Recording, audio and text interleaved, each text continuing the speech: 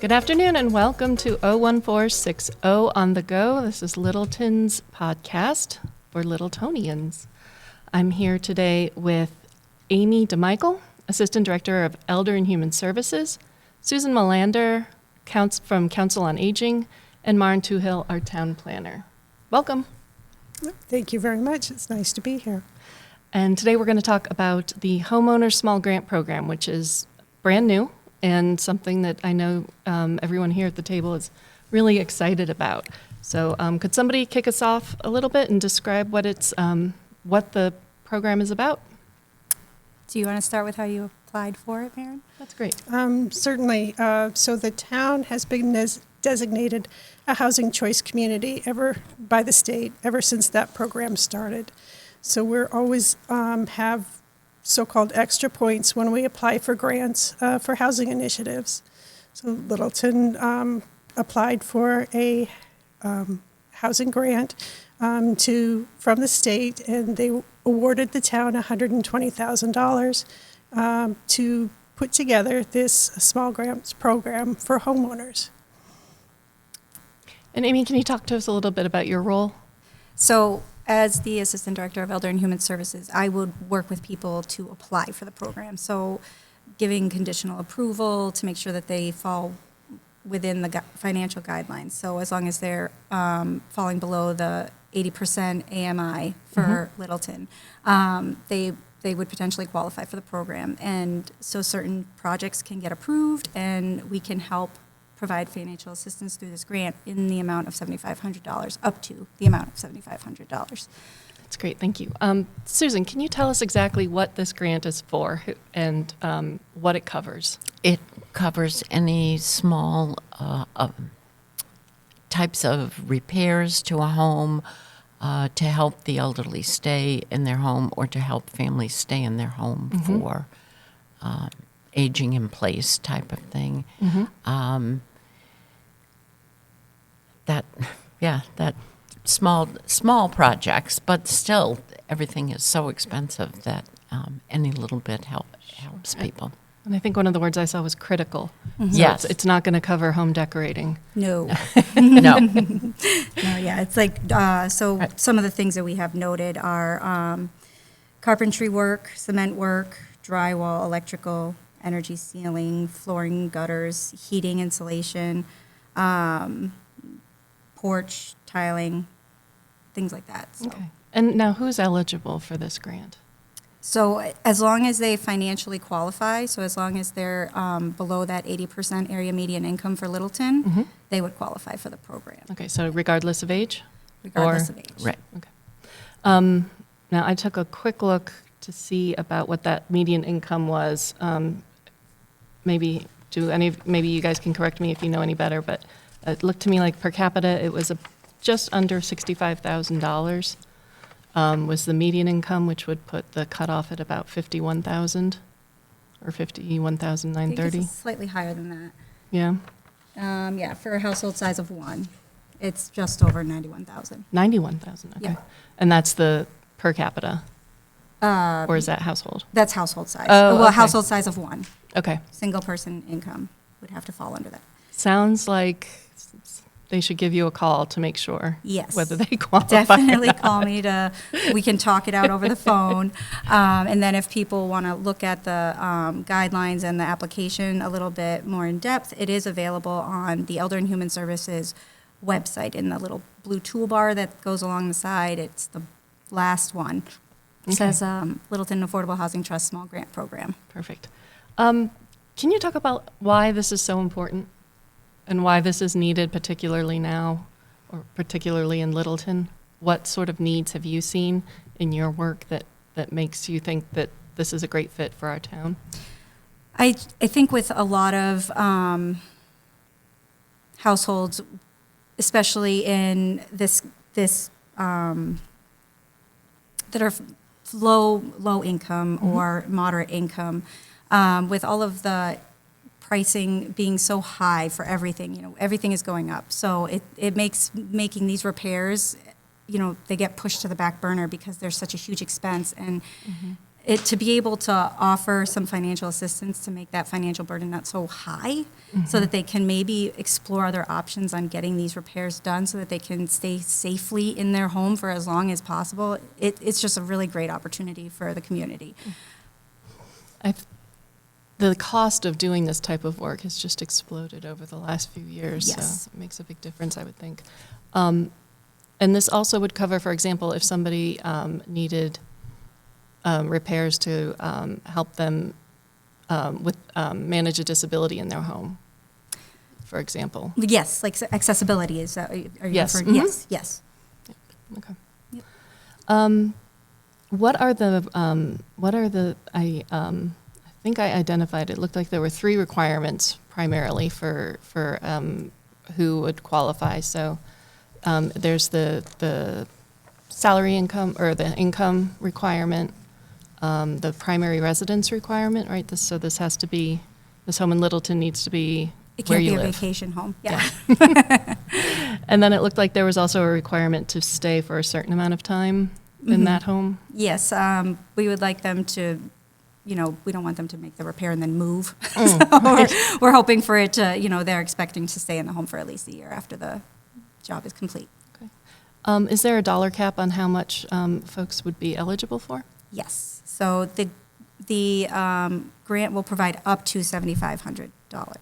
So anything after that would be the responsibility of the applicant to come up with a plan for. So that would be part of the process with working with me. We would be having that discussion. I would have that discussion with them up front. I try to be as transparent with people as possible so they don't have false expectations about what can be done. So, letting them know this is the max, what would be your plan for anything that comes in after that.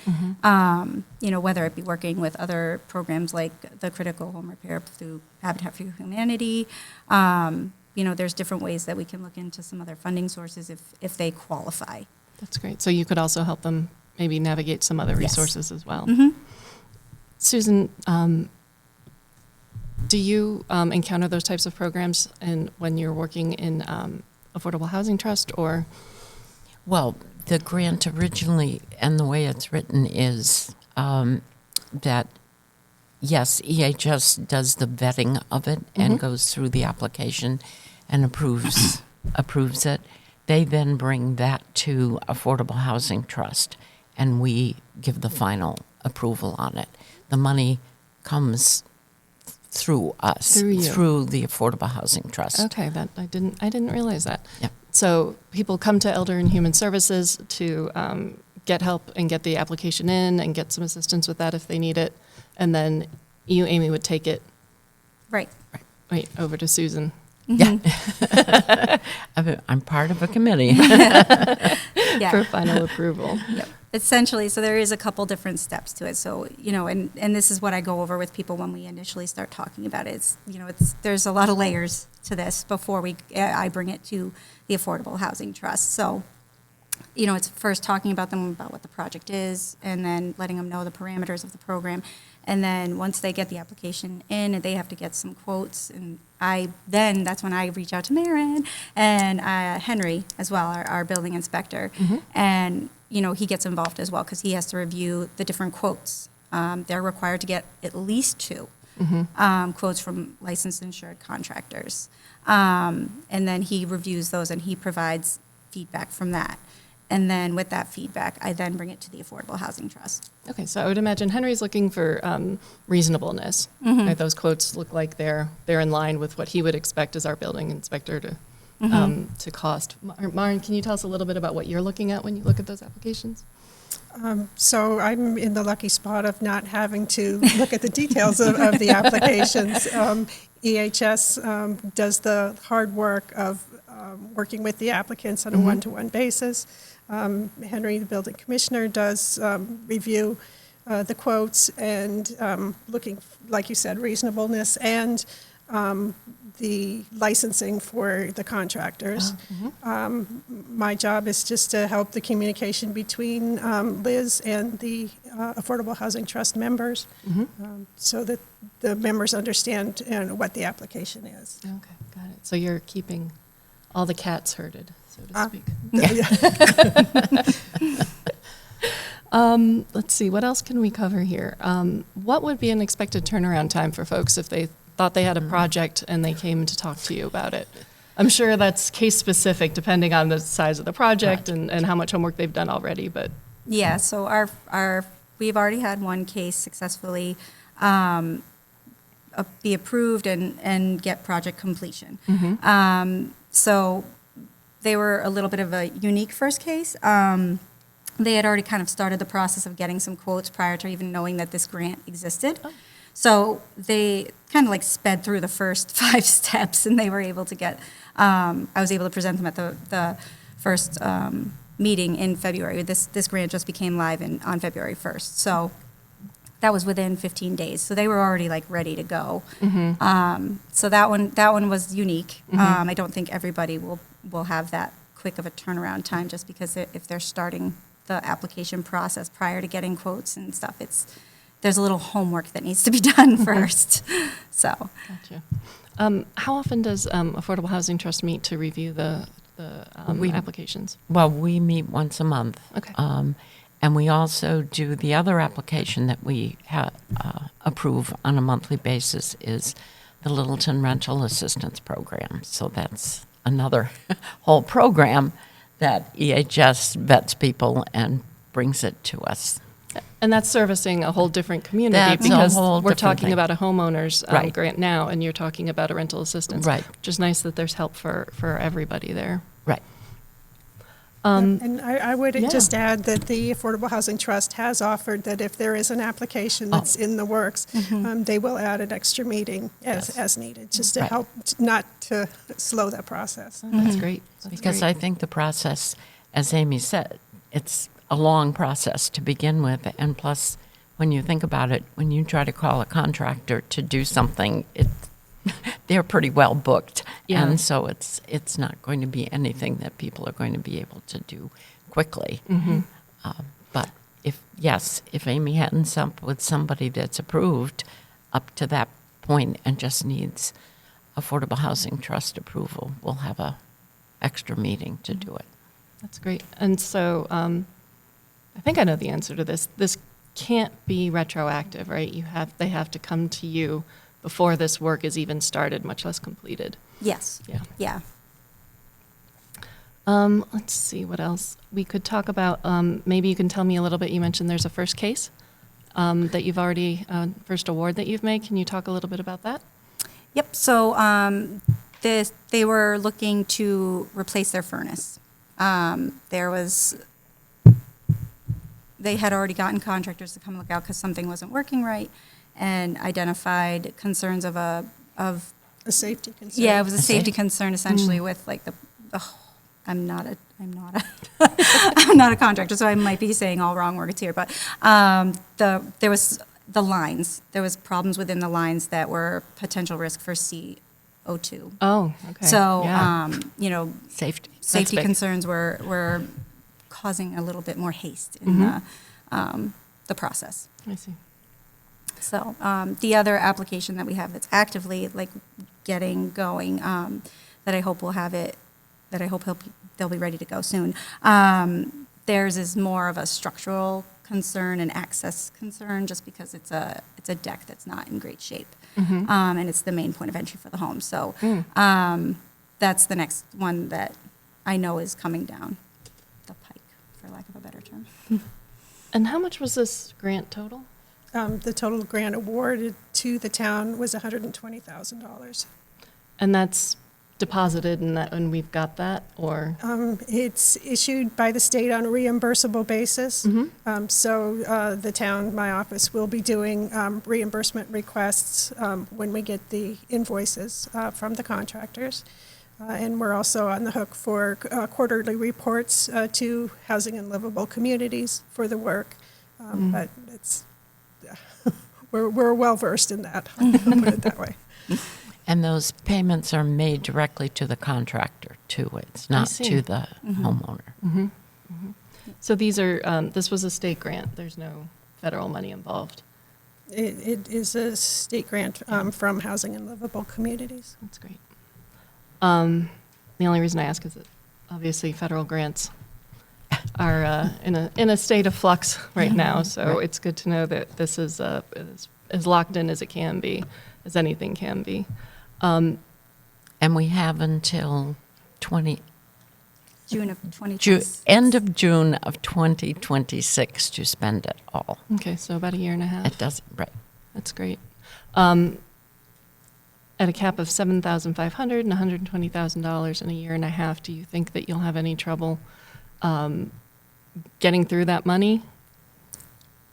I don't think so. Yeah. I mean, I think if each applicant were to get the maximum award amount, what was it?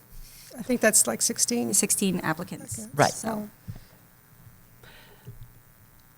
If folks are interested in applying, what's the most expedient way for them to get more information? contact me directly. Okay.